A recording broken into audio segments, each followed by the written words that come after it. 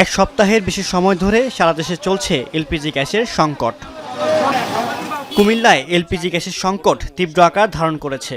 টাকা নিয়ে ঘুরেও গ্যাসের সিলিন্ডার পাচ্ছেন না ভোক্তারা। সরকার 12 কেজি সিলিন্ডারের দাম 1306 টাকা নির্ধারণ করলেও বাস্তবে সেই দামে গ্যাস মিলছে না কোথাও। খুচরা বাজারে গ্যাস সিলিন্ডার বিক্রি হচ্ছে 1800 থেকে 2000 টাকা পর্যন্ত। ভোক্তাদের অভিযোগ, সরকার নির্ধারিত দামের কোনো তোয়াক্কা করছেন না বিক্রেতারা। তবে বিক্রেতারা বলছেন, কোম্পানি বা ডিলার পর্যায় থেকে সরকার নির্ধারিত দামের চেয়ে বেশি দামে গ্যাস কিনতে হচ্ছে তাদের। যেখানে যাইতেছি এখানে বলতেছে গ্যাস নেই। প্রতি বোতল 600-700 টাকা বেশি দাম লাগে, পাওয়া যাইতেছে না। হাতে পাইলে বুঝতাম পারলাম যে আরো কত টাকা বাড়াইতেছে। তো এটা তো এতটুকু ঠিক, সরকারি যে রেট ওই রেট তো আর থাকে না।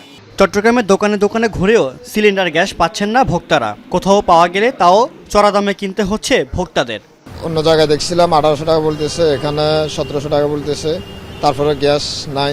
ব্যবসায়ীরা বলছেন, কোম্পানি ও ডিলার থেকে চাহিদার অর্ধেকটাও সরবরাহ পাচ্ছেন না তারা। যেটুকু পাচ্ছেন সেখানেও সরকারি দর মানছেন না ডিলাররা। আমার যে পরিমাণ চাহিদা ছিল এখন দিতে পারছি না, মাল বেশি কম।